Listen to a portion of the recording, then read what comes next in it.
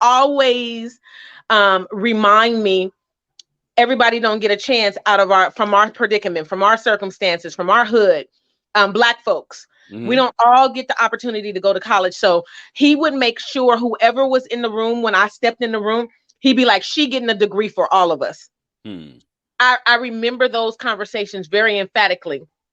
I can remember his love and appreciation for his mother. I met his mother on one occasion. I would hang out with his producer because she didn't believe that he was in the studio getting working. Yeah. But he really was. He wrote all of his raps. Like, he literally carried his notepad, his notebook with him everywhere.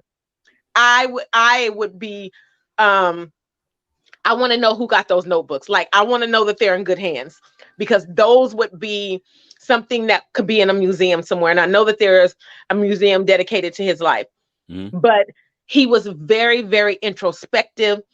He was, as a true Gemini, he had the good and the bad side, That's where you can see it. Sonia. Yeah. He loved people, but he loved Black people. Like, love. And he showed us that. And that's wow. Yeah. That's interesting that I'm bringing up, talking about everybody. We're talking about Tupac's documentary, Dear Mama, that's coming out. That one episode has came out already, but it's on Hulu if you want to check it out. But that's interesting, Sonia, because I didn't know you had that experience. But that's, I think, one of the reasons why people still talk about Tupac to this day. Absolutely. Because he touched every side of emotions. Right. Like, he had the conscious shit. He had the gangster shit. He had the things about women. He had the introspective music. Like, he literally touched all sides of the spectrum. And at any moment, he can give you any of those sides. You know what I mean? So any of them. Because I was just talking to somebody the other day, like, damn, it's been 25 years since Tupac been going, 20, almost 30. And he's damn near still as relevant. Like, when it comes to media, and if you on social media, you're going to see something with his face on it, something pronouncing how he felt about things. So I'm excited to watch the documentary, and I'm speaking about it because it's about his mom. And I've seen so many, because I was so interested in finding out how he died, like who was behind it. You know what I mean? And at this point, so if you go to YouTube, we talking about old managers, we talking about old bodyguards, everybody that was involved in that situation that's not dead, they on YouTube saying they own this video. I got a chance this week to watch the first episode, and I told my folks, I was like, I gotta watch this by myself, because I don't know how. Like, I've seen stuff on POC, and I've gotten very emotional. I've seen, like, Jada Pinkett Smith give an interview where she's tearing up, and just because she's talking about Pac makes me tear up, because I have a fond memory of that feeling that he just he left you with. And so watching it was like real life. It was so like real life. And I just was in a space. It was at a time so let me just share this one little story. We would always have this debate about the word bitch, and his philosophy, like, get this, this is why I love him. He would be like, anybody could be a bitch, a nigga, or a hoe at any time.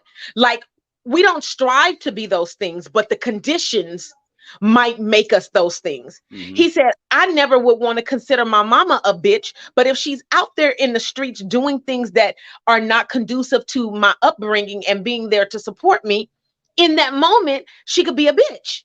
And so he would say, he always remind me, on this day, sis, you ain't a bitch. And I would be, on this day or all days. He said, I haven't met the bitch side of you, but I know she's in there.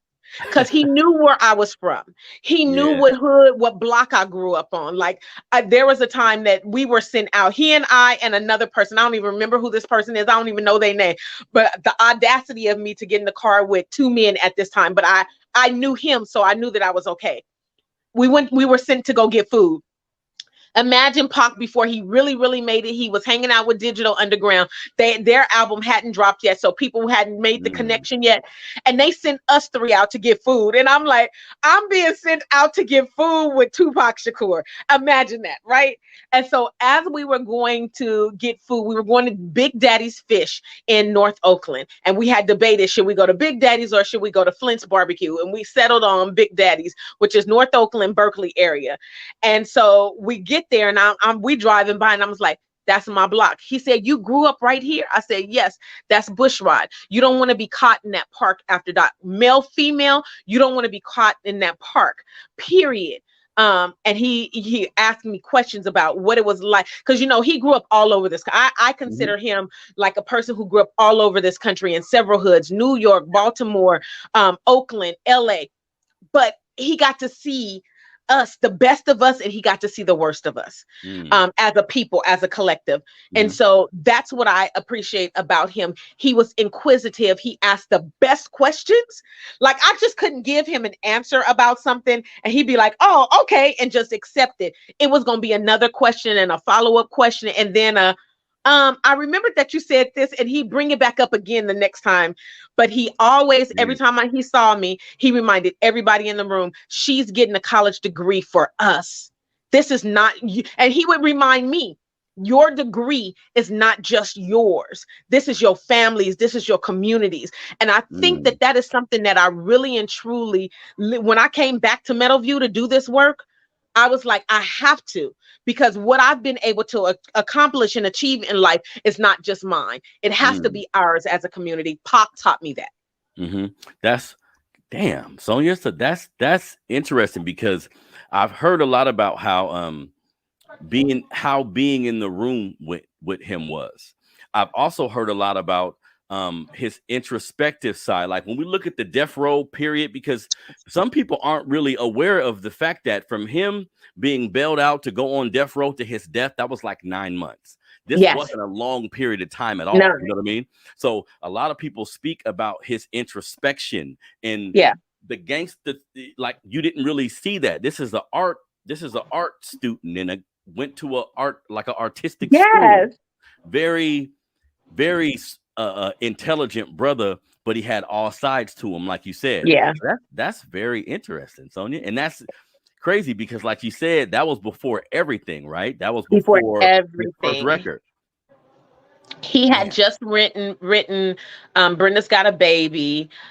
His first album had already come out, but it at the time the traction wasn't there yet. Like we knew coming from Oakland, we was like, you the dude.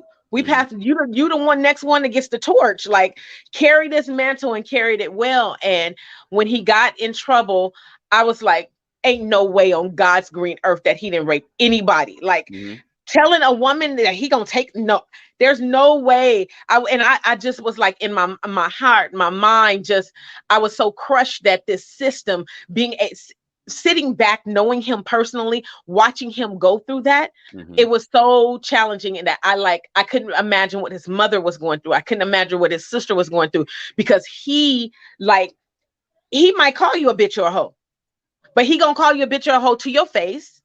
And he's gonna give you reasons that he feels this way.